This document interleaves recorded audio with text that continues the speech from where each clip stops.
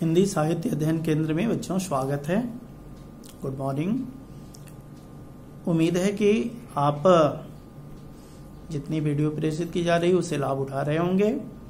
और आज मैं कक्षा 11वीं के स्पीति में बारिश नामक पाठ को पढ़ाऊंगा, जिसके लेखक हैं कृष्णनाथ जी। स्पीति की बारिश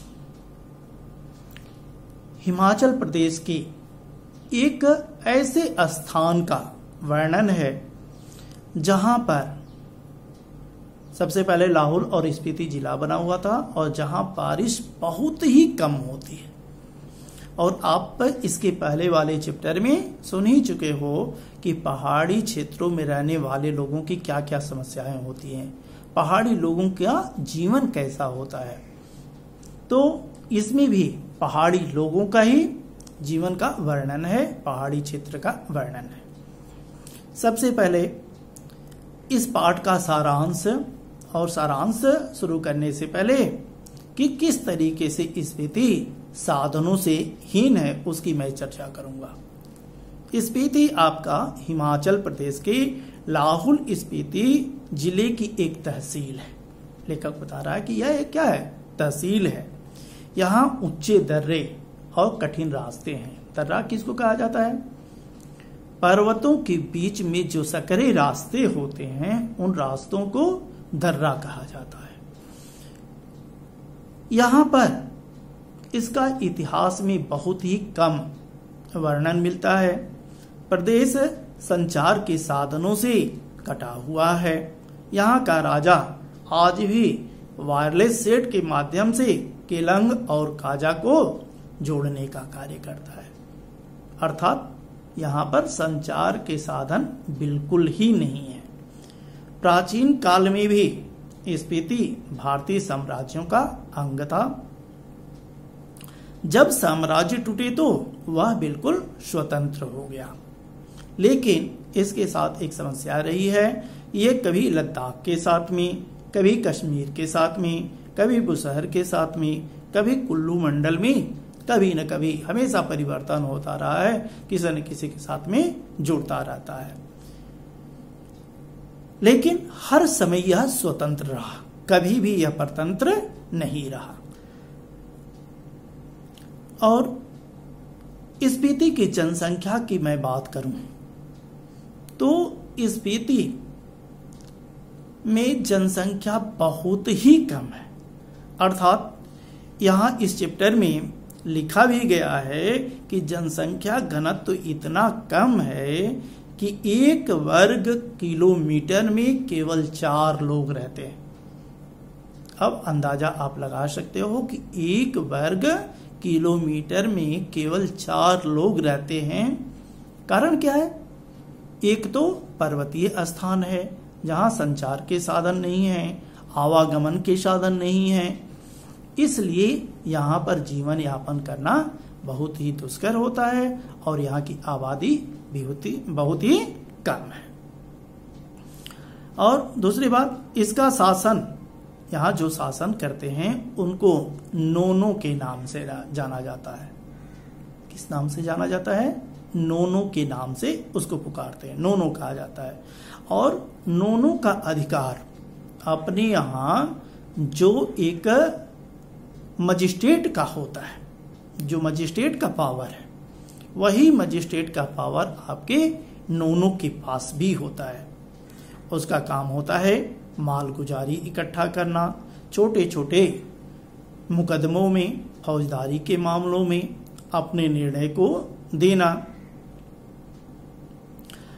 और यह वहां के स्थानीय जो झगड़े होते हैं, विवाद होता है, उन विवादों में छोटे छोटे जो विवाद होते हैं उसमें अपने निर्णय को देता रहता है।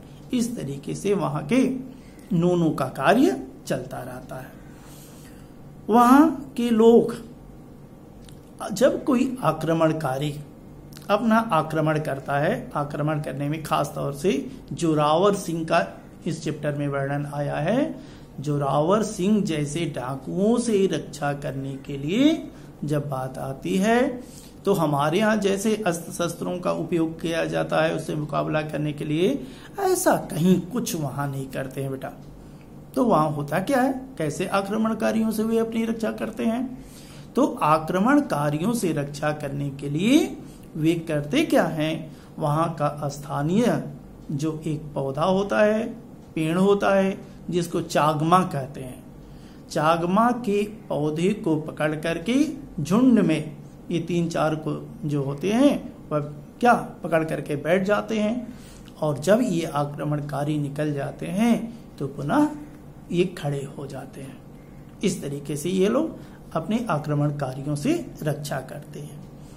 दुर्गमता की यदि मैं बात करूं कि इस चैप्टर में यह स्थान इतना दुर्गम क्यों है, तो स्पीति चारों ओर दुर्गम पहाड़ों से घिरी हुई है, घिरा हुआ एक स्थान है। यहाँ के जो पहाड़ हैं उनकी औसत ऊंचाई 18,000 फीट है। जो औसत पहाड़ हैं उन पहाड़ों की ऊंचाई लगभग 18,000 फीट है। ये पहाड़ उसे तिब्बत, लाहौल, किन्नौर तथा लद्दाख से अलग करते हैं। और क्या होता है, यहाँ की मुख्य नदी स्पीति है। यहाँ की मुख्य नदी स्पीति है, जिसके कारण स्पीति यहाँ का नाम भी पड़ गया है। और उसकी ऊंचाई 16,000 फीट है। 16,000 फीट ऊंचाई से यह नदी आपकी निकलती है और तिब्बत से होती हुई बुसहर और किन्नौर होते हुए सतलज में आकर के क्या होती है, मिल जाती है। इसके साथ ही फसलों की यदि यहाँ पर बात किया जाए तो यहाँ पर फसलें केवल बहुत ही कम मात्रा में होती हैं, क्योंकि बारिश बहुत कम होती है। फसल एक बार ही होती है। यहाँ के लोग जन्मभूमि के मोह के कारण, कहा गया है शास्त्रों में भी कि जन्मभूमि अत्यंत प्रिय होती है, जन्मभूमि को छोड़ करके कोई जाना नहीं चाहता है। तो जन्मभूमि से प्रेम के कारण इस स्थान को छोड़ करके नहीं जाते हैं। यहाँ की और भी जो श्रेणियां हैं, उन श्रेणियों की ऊंचाई किसी की 16,000, किसी का 21,000 तक। 2 चोटियां ऐसी भी हैं जिनकी ऊंचाई लगभग 21,000 फीट ऊंची है। ठीक है। यहाँ पर बौद्ध लामा जो होते हैं उनका बाहुल्य है। वे अपना हमेशा जाप किया करते हैं, जिनके कारण बौद्ध लामाओं के माने मंत्र के जाप करने से यहाँ पर माने मंत्र का अत्यधिक प्रचलन है।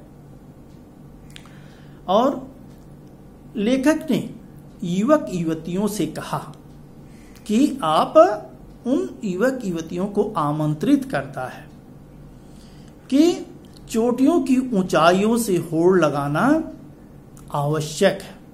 आप भी यहाँ पर टहलने के लिए, भ्रमण करने के लिए आए और यहाँ का जो वीरान सुनसान वातावरण है, उस सुनसान वातावरण को क्या करें, उन पर विजय प्राप्त करें। स्पीति में केवल 2 ऋतुएं होती हैं। ऋतुओं की बात की जाए तो यहाँ पर कितनी ऋतुएं, केवल 2 ऋतुएं होती हैं, बसंत और शीत।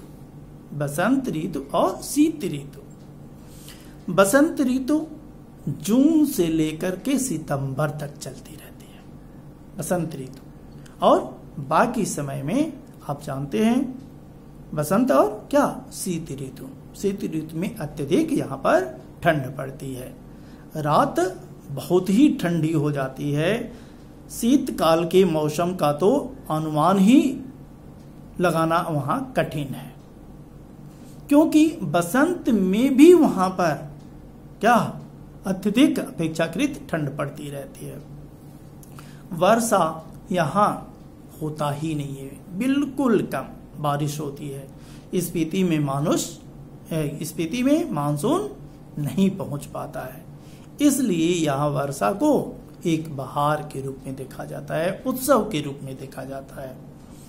कालिदास ने भी ऋतु संहार नामक पुस्तक में वर्षा ऋतु के जिस ठाट का वर्णन किया है वह पढ़ने की योग्य है।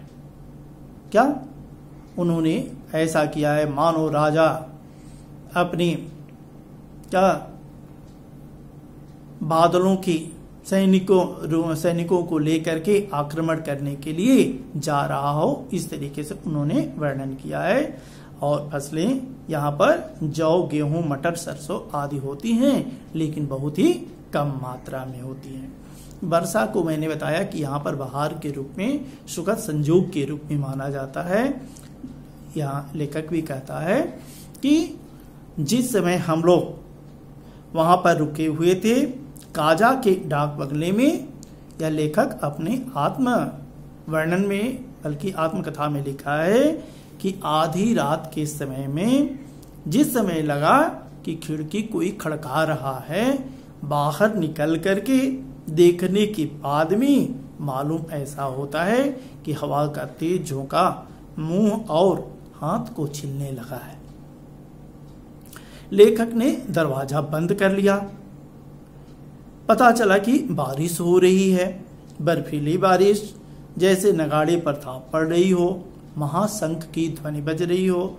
सुबह लोगों ने कहा कि आज की यात्रा बहुत ही शुभ है, क्योंकि स्पीति में बहुत दिनों के बाद बारिश हुई है। कभी कभी यह प्रश्न भी पूछा जाता है कि स्पीति में बारिश होना यहाँ के लोगों के लिए एक सुखद संयोग है। ऐसा क्यों? क्योंकि वहां पर मानसून नहीं पहुंच पाता है, बारिश होती नहीं है। और इस बीच यदि कभी कभी बारिश हो जाती है तो वहां के लोग बारिश को एक उत्सव के रूप में देखते हैं। मालूम होता है कि यहाँ के लोगों के लिए वो बारिश क्या है, एक उत्सव है। तो यही चैप्टर आपका है बेटा, क्या स्पीति में बारिश, जो हिमाचल प्रदेश राज्य की स्पीति एक तहसील है। उस तहसील की भीषणता का वर्णन किया गया है कि पहाड़ी क्षेत्रों में रहने वाले लोगों का जीवन कैसा होता है, वह किस तरीके से अपना जीवन यापन करते हैं, जीवन यापन करने में उन लोगों को किन किन कठिनाइयों का सामना करना पड़ सकता है और उनकी कठिनाइयों का निराकरण कौन लोग कर सकते हैं। तो लेखक ने कहा कि युवक और युवतियां यदि इस आमंत्रण को स्वीकार कर लें तो यह स्थिति भी अन्य जो क्या दर्शनीय स्थान है उन स्थानों की श्रेणी में आ सकता है।